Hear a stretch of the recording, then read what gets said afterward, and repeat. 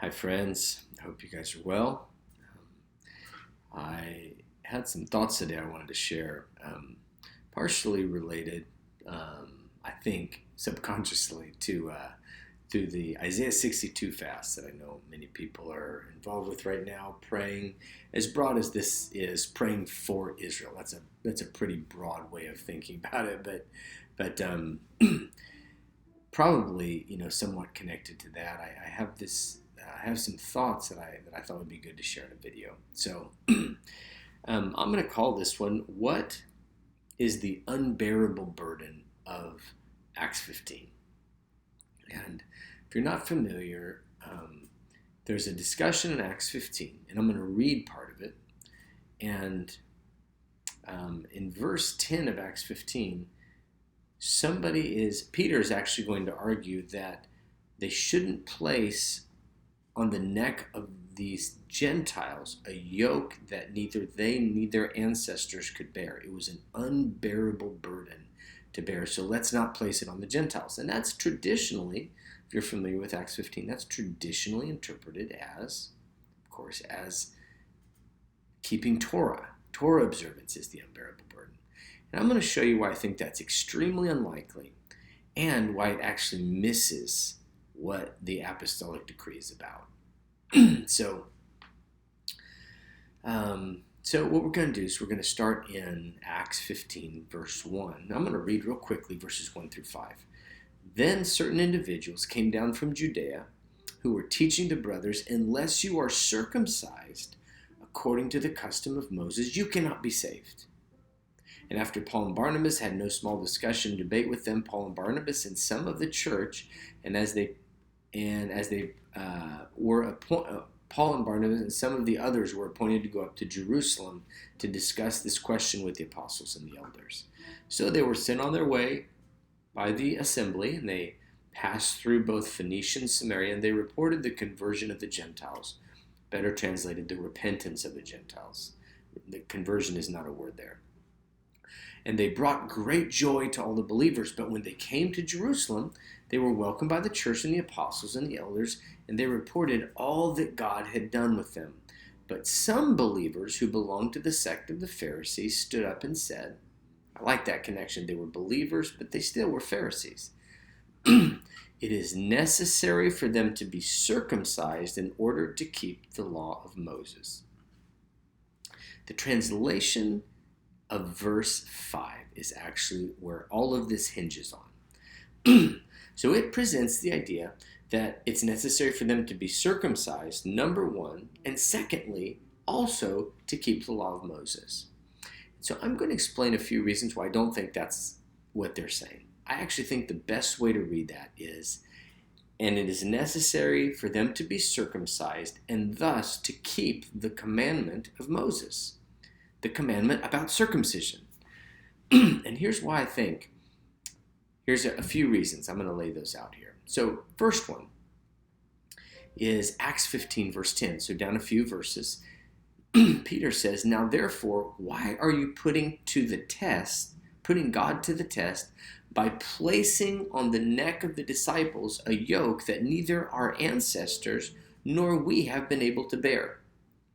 And so I realize that it's still common to think of Torah observance as an unbearable burden, but the Bible doesn't present it that way. In fact, the Bible goes to a lot of effort to say just the opposite. You might be surprised to find out that there's a number of people in the New Testament before they're followers of Jesus that it says they were blameless according to the law. Blameless according to the law.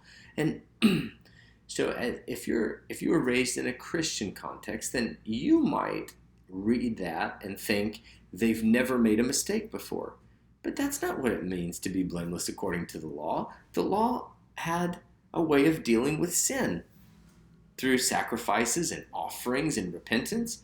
And so all that statement means that you're blameless according to the law is that when you broke the law, you submitted to what God said the recourse was for your violation, and you received forgiveness.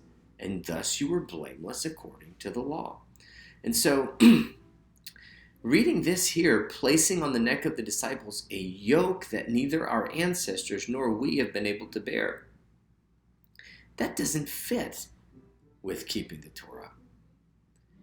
In fact, it doesn't fit for even more reasons than that.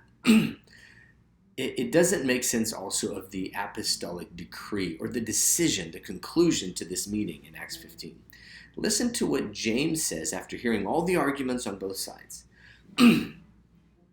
He says, "Therefore I have reached the decision that we should not trouble those Gentiles who are turning to God, but we should write to them to abstain only from things polluted by idols, from fornication, and from what has been strangled, and from blood." Idols, fornication, and things strangled, things with blood, which were common idolatrous practices. "For in every city, for generations past, Moses has had those who proclaim him, for he has been read aloud every Sabbath in the synagogues." And so part of the apostolic decree is it assumed that they would continue in their education about how to follow God. Plus, he only left a few really obscure verses. Where do you think you learned righteous behavior? Do you think it's okay for Gentiles to steal, or maybe to commit murder, or to be greedy? If that reading of our text is right, then he assumed that their education would stop right there, and that would be their only standard of righteousness. But that's not the case, of course. We know that it's not okay to steal, to kill, to lie, to bear false witness under oath, to murder. We know those things. That's because of ongoing education. But if you think about it, the Torah never applied to everyone equally. Like commands that were given to the high priest weren't applicable to all of the priests, and things that were given to the priests weren't applicable to the rest of the Levites. And things that were given to the Levites weren't applicable to the average citizen. Things for the average citizen didn't apply to the resident alien. That meant a foreigner who had relocated and who was living now in Israel. And things that applied to the resident alien, not all of them applied to how they expected the foreigner. That's somebody who didn't live there and who was just passing through. They didn't expect him to function the same way. So the idea of keeping Torah has always been relative to who you are. So what then is the unbearable burden?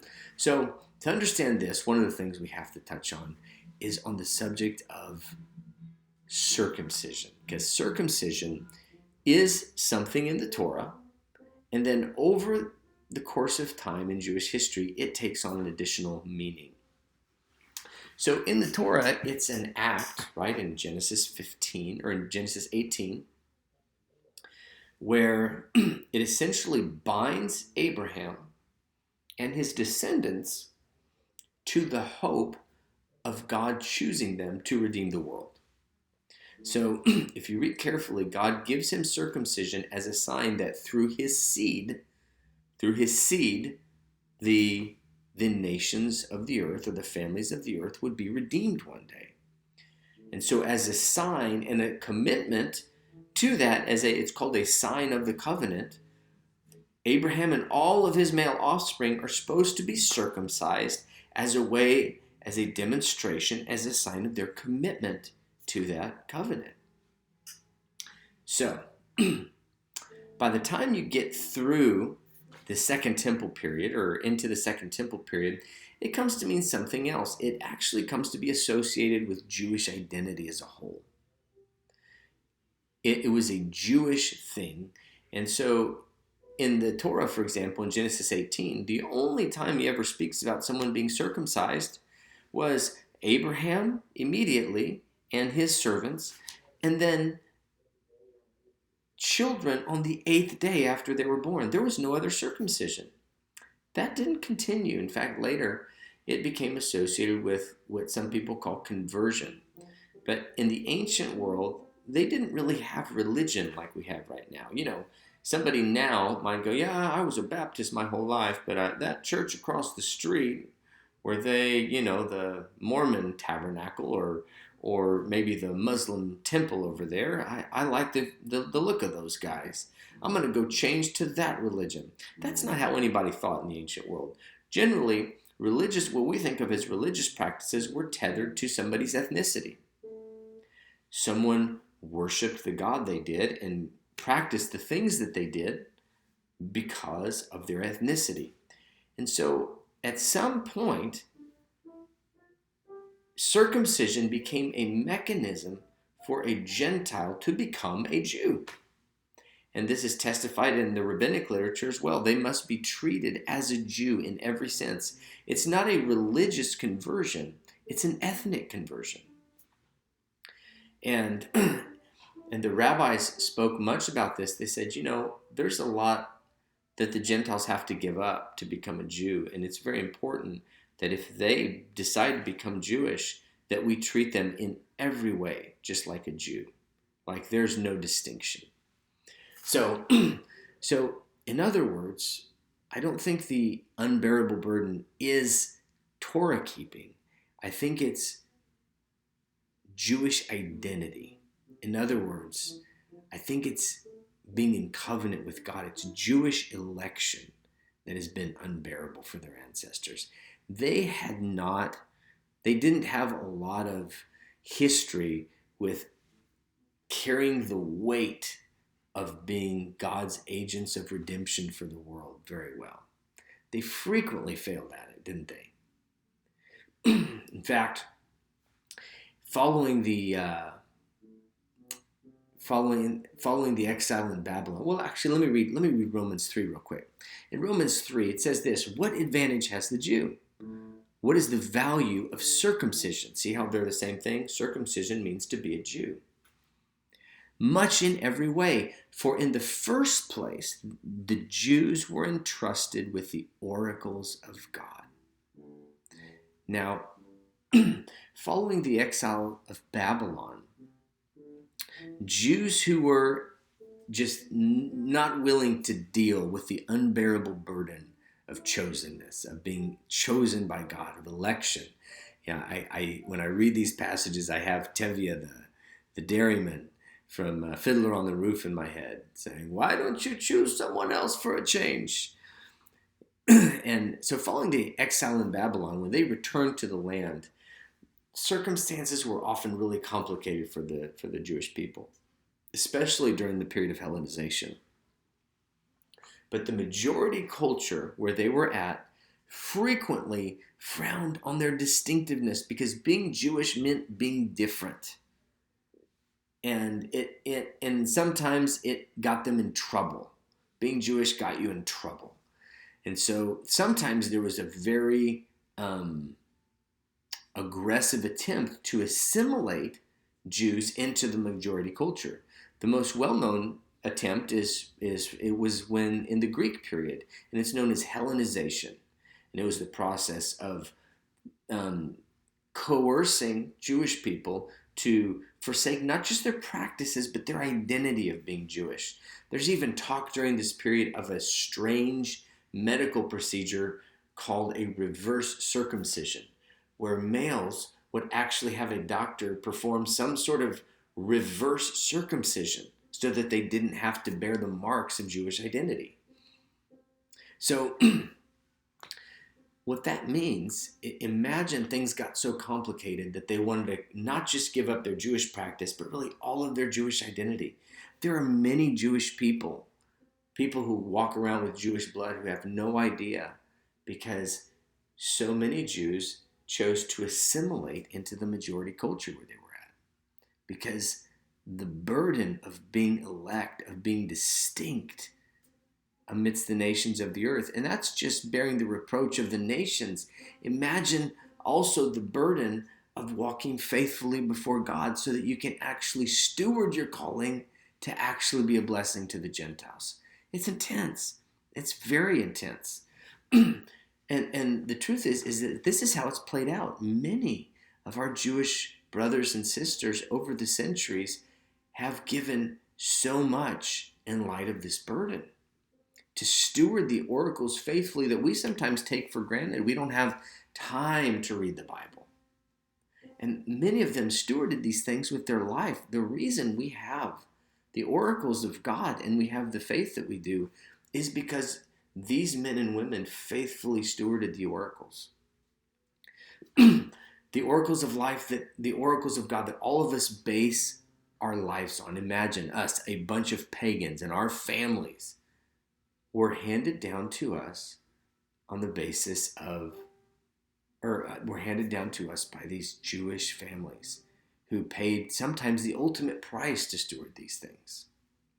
So I said recently in a meeting, and I was being a little bit overstated, but the truth is that Jesus is probably not the only Jew who died so that you could receive the oracles of God. He's not the only Jew that died for you. This is Jewish election, and it's gone on for centuries. I think that this is the unbearable burden from Acts 15. It's the burden of being Jewish. In other words, being circumcised meant to take on you the burden of being Jewish. And I think that that is what their family had been unable to bear successfully.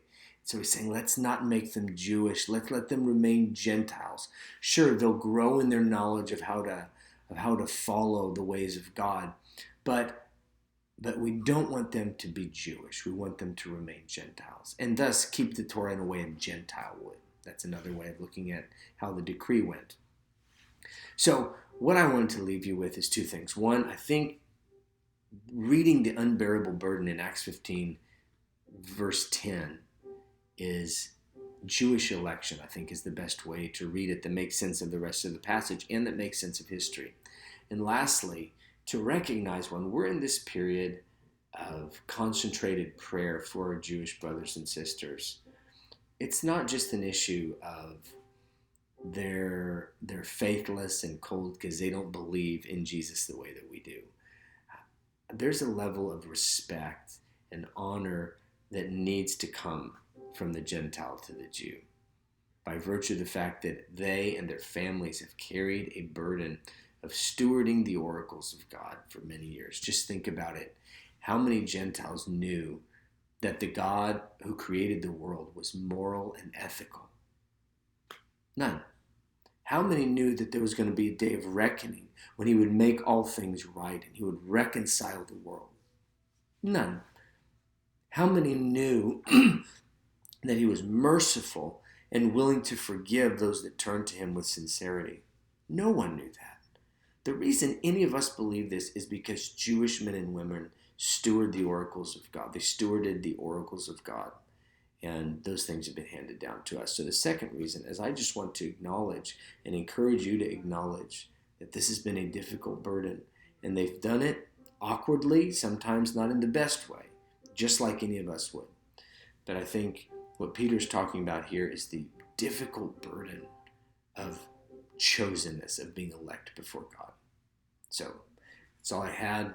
I hope this is helpful, and let me know if you have any questions that I can help with. Bye-bye.